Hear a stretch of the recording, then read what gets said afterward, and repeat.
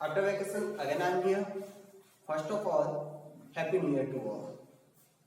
We were studying about what is Amish status. In the previous classes, we have discussed on noise pollution, travel by public transport, and traffic sense. Today we are going to discuss on encroachment, cleanliness, dharma ban और विकल्पों. The first topic is encroachment. Encroachment means we take proper Hindi में that is अतिक्रमण. That is अतिक्रमण means किसी की property पे, किसी public property पे, गवर्नमेंट प्रॉपर्टी पे अपना हक जमाना, उसको अपने अंडर में ले लेना. That is encroachment. Pen is lighter than the skirt is very often kept the subject for debates in many an educational institution. कहीं एजुकेशनल इंस्टीट्यूशंस के अंदर जब डिबेट्स होती हैं तो कहा जाता है कि पेन जो है वो स्वर्ड से ज्यादा पावरफुल है. पेन जो है वो ज्यादा पावरफुल है स्वर्ड से भी. In reality the muscle power is stronger than the brain power. और रियलिटी में ये क्या कहना चाहते हैं, क्या कह रहे हैं कि जो ब्रेन पावर जो होता है वो मसल पावर से कहीं ज्यादा पावरफुल होता है. ब्रेन पावर जो होता है वो मसल पावर से, फिजिकल पावर से कहीं ज्यादा पावरफुल है. And it has been so since yore. और ये बात अब से नहीं कही जा रही है, आज नहीं कही, कल नहीं की, इस साल नहीं की, अगले साल नहीं कही. ये बात युगों से चली आ रही है, सदियों से कही जा रही है. Generally those people muscles power are uncivilised. जो लोग जनरली मसल पावर का यूज करते हैं, जो मसल पावर्स को फोकस करते हैं या मसल पावर्स को ज्यादा मानते हैं, फिजिकल पावर को ज्यादा मानते हैं, वो लोग अनसिविलाइज्ड होते हैं. They consider public property their own. वो लोग ऐसा मानते हैं कि पब्लिक प्रॉपर्टी जो है वो उनकी खुद की है. Making a small beginning, they grab whatever maximum property they can in course of time, thus finessing the rights grip of civilized and law abiding citizens. तो कहीं पर एक छोटी सी शुरुआत के लिए, छोटे से अपने प्रॉफिट के लिए वो लोग क्या करते हैं, ज्यादा से ज्यादा पब्लिक प्रॉपर्टी को नुकसान पहुंचा देते हैं, पब्लिक प्रॉपर्टी को अपने अंदर कर लेते हैं. या वो लोग जो वेल सिविलाइज्ड हैं, जिनका इन सबसे कोई लेना देना नहीं हो, बिल्कुल गवर्नमेंट रूल्स को फॉलो करते हैं, बिल्कुल सिविलाइज्ड रहते हैं, उन लोगों के जो राइट्स होते हैं उनको छीन लेते हैं, उनके अपने राइट्स यूज करने नहीं देते हैं. The footpath of both sides of the road become their property where they may sleep, install their shops or make their dwelling. Road के दोनों साइड जो फुटपाथ होते हैं, जो पेमेंट्स होते हैं, उनको क्या करते हैं लोग अपनी प्रॉपर्टी बना लेते हैं. अब चाहे वो उन पे सो जाए या अपने जो शॉप का जो सामान है, जो प्रोडक्ट्स है, उनको बाहर रख ले उनके ऊपर, या फिर वहां पे अपना घर बना ले. In the name of religion, they may occupy certain area even on the main road to meet their self-defense. कुछ लोग सिर्फ अपने सेल्फिश के लिए, अपने प्रॉफिट के लिए मेन रोड के ऊपर रिलीजन्स के नाम पे क्या कर लेते हैं, उसको अपने अंडर में कर लेते हैं. कहीं बार वहीं पे पूजा पाठ करने लग जाते हैं, तो कहीं बार वहीं पे मंदिर मस्जिद चर्च बना लेते हैं.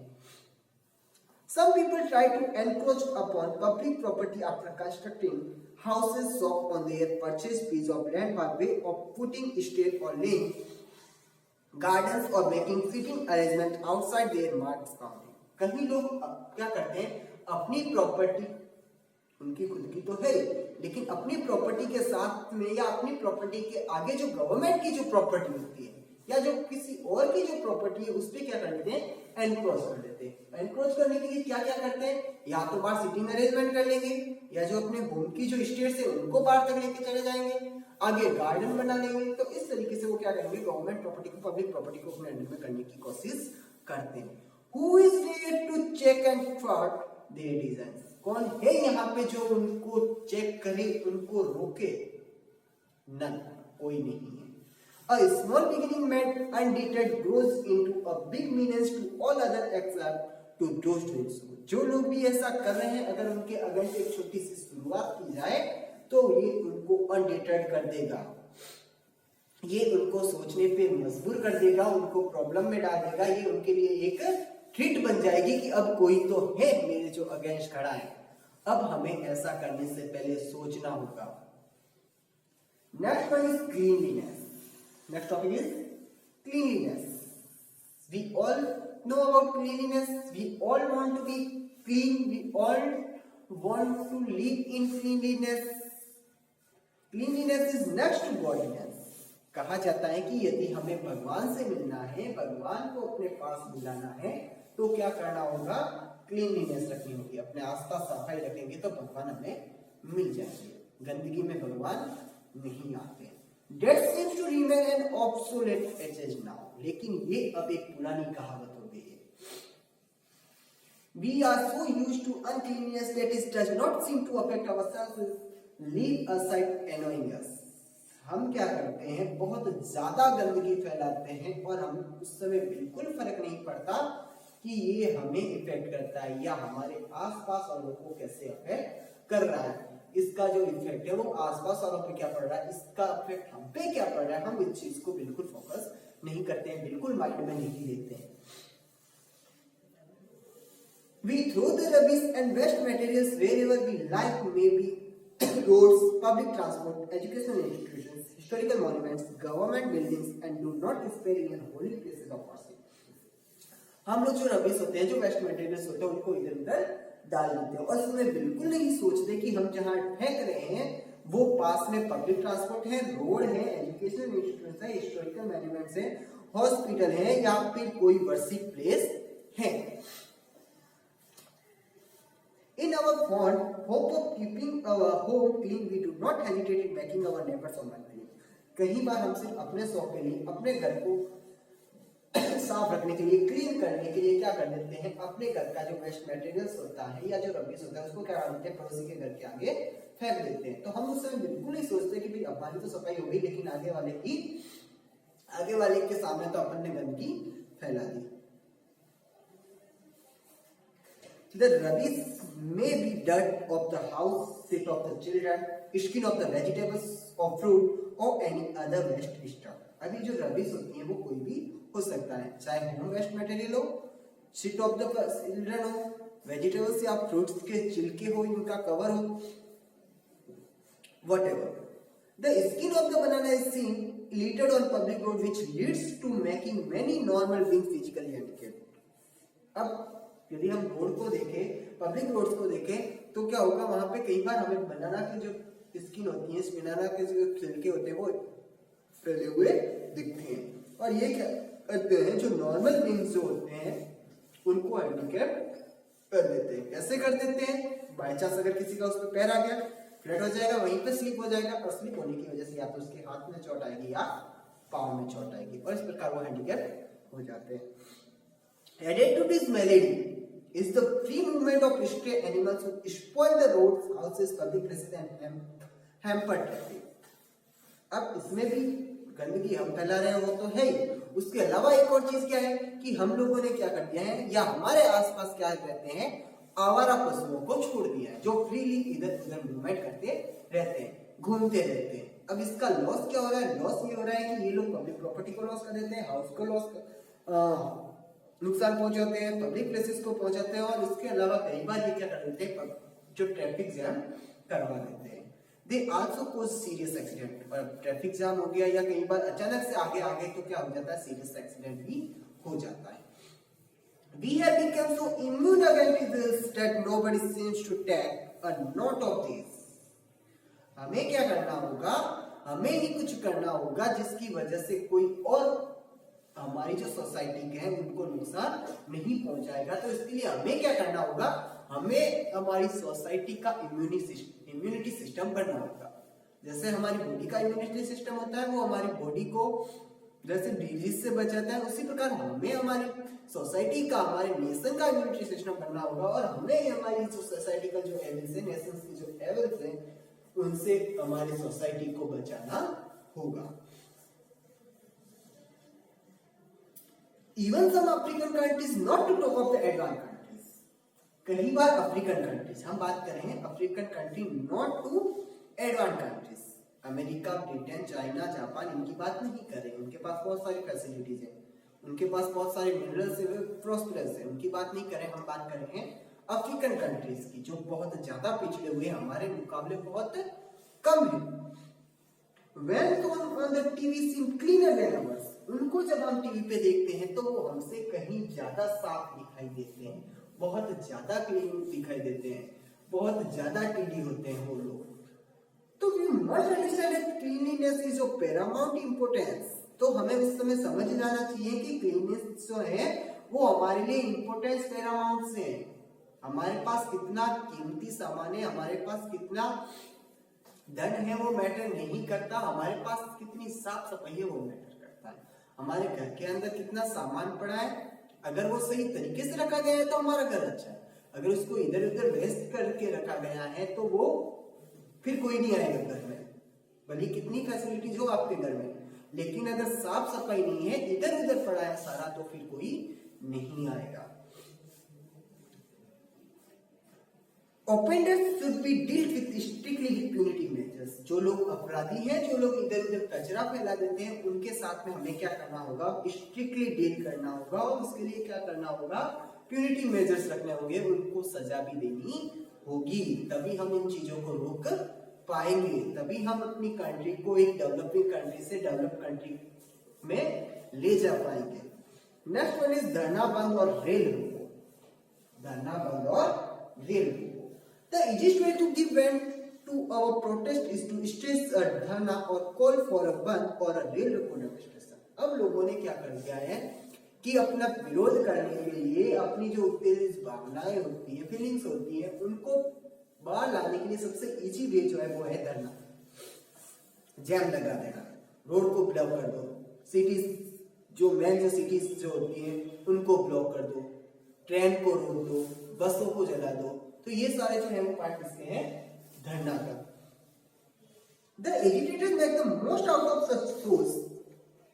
और जो एजिटेटर्स होते हैं, जो विरोधी होते हैं, वो इनमें से ज्यादा का यूज करते हैं। लगभग ये सब यूज होता है जब भी कोई व्यक्ति धरना देता है या रोक लगाने के लिए, तो इन सब का यूज करता है। This devices beside causing inconvenience may sometimes irreparable damage to individual, cause immense loss to the nation। अब कई बार ये सिर्फ लोगों के लिए प्रॉब्लम ही खड़ी नहीं करता, असुविधा ही नहीं होती, कई बार ये इस प्रकार की एक रिपेरेबल डैमेज कर देता है, ऐसा नुकसान कर देता है जिनकी हम भरपाई कर ही नहीं पाए। ना सिर्फ किसी को पर्सनली बल्कि नेशन को भी ऐसा नुकसान पहुंचा देता है जिनकी भरपाई नहीं हो सकती। Imagine someone is seriously, another has an inescapable appointment and still another has no provision. सोचिए कि कोई व्यक्ति बहुत ज्यादा बीमार है, सीरियसली सिक है, another has an inescapable appointment, दूसरे की कोई इंपॉर्टेंट मीटिंग है, इंपॉर्टेंट अपॉइंटमेंट है, और एक के पास घर में कोई प्रकार की कोई सुविधा नहीं है, कोई प्रोविजंस नहीं है। Who bother for others legitimate needs, किसको अनिवार्य, किसको उस टाइम में आवश्यक जरूरत है, किसको ज्यादा जरूरत है, उन धरना वालों को या जिनको जरूरत है, जो वास्तव में सीरियस बीमार है। अब उसको हॉस्पिटल जाना है, कैसे जाएगा, रास्ता तो बंद पड़ा है, जाने ही नहीं देंगे। One remains wonder struck to see that sometimes such ones are sponsored even by responsible people।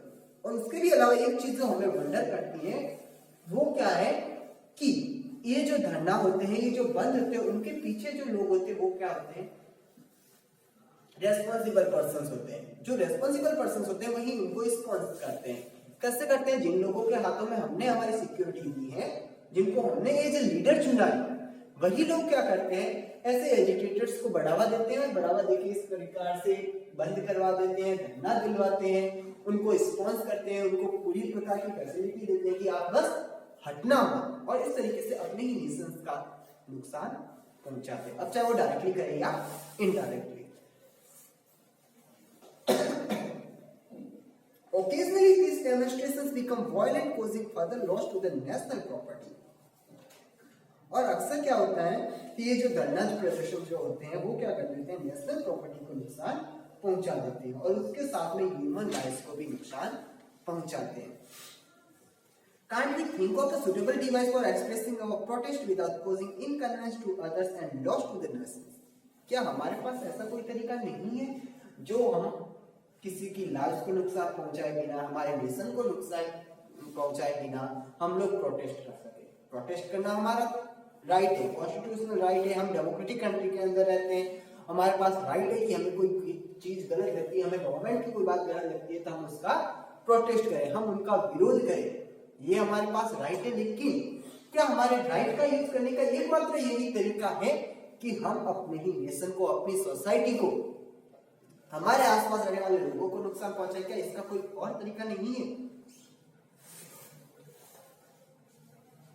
In Japan, now we are talking about Japan. Workers of a shoe factory wanted to demonstrate their protest. एक शू factory के workers protest करना चाहते थे। They made shoes of different size of right foot. तो उन्होंने क्या किया, right foot के जो शूज थे उनका जो साइज था वो बदल दिया। When the dispute was settled, they made shoes of left foot, thus completing pairs. और जब उनकी बात को मान लिया गया, सब सेट हो गया, तो उन्होंने क्या किया, लेफ्ट फुट का जो शूज था उसको बना दिया और इस प्रकार जो पेयर था वो कंप्लीट हो गया। It caused inconvenience to none and initial loss to the owners was made good a little later. इससे किसी को नुकसान नहीं हुआ और इनिशियली जो स्टार्ट में जो ओनर का जो लॉस हुआ था उसको भी वापस भरपाई होगी, दूसरा बना दिया, अब वो इजीली उनको सेल कर सकते हैं। Alternatively, the protester may follow the path of सत्याग्रह और हंगर स्ट्राइक। इसके अलावा जो प्रोटेस्टर होते हैं एक और तरीके को फॉलो करते हैं और वो है सत्याग्रह और हंगर स्ट्राइक, जो कि हमें महात्मा गांधी ने बताया था। As they would then put only themselves to inconvenience for their cause। और इसके लिए वे क्या करते हैं, सिर्फ खुद को नुकसान पहुंचाते हैं, इससे किसी और, वो खुद भूखा रहेगा, किसी और का कोई नुकसान नहीं होगा, खुद लेकिन उसी का नुकसान तो होगा ही। All these minor issues are of major significance। और ये जो छोटे छोटे जो मैटर हैं जिनके बारे में अपन ने पढ़ा है, नॉइज पॉल्यूशन है, एनक्रोचमेंट है, क्लीनलीनेस है, ट्रैफिक सेंस है, ट्रैफिक रूल्स है, तो ये जो छोटे छोटे जो मैटर है वो इंपॉर्टेंस रखते हैं, मेजर सिग्निफिकेंस है उनकी हमारी लाइफ में। If things like these are set right, यदि हम इन पे फोकस करें, यदि हम इन धरणों को, यदि एनक्रोचमेंट को, नॉइज पॉल्यूशन को अवॉइड कर ले, यदि हम क्लीनलीनेस पे फोकस करें, तो ये जो छोटी छोटी बातों को अगर सही कर दिया जाए, इन पे फोकस कर दिया जाए, तो क्या होगा, progress, prosperity and pleasure will knock at our door. तो बहुत जल्द हमारा जो देश है, हमारी जो कंट्री है, हमारी जो सोसाइटी है वो प्रोग्रेस हो जाएगी, प्रॉस्पेरिटी आएगी, प्लेजर आएगी। इसी के साथ ये जो चैप्टर जो था वो एंड हो गया और ये जो चैप्टर है वो लिखा गया है एस एम गोयल के द्वारा। This chapter is written by S M Goyal. Our chapter is complete.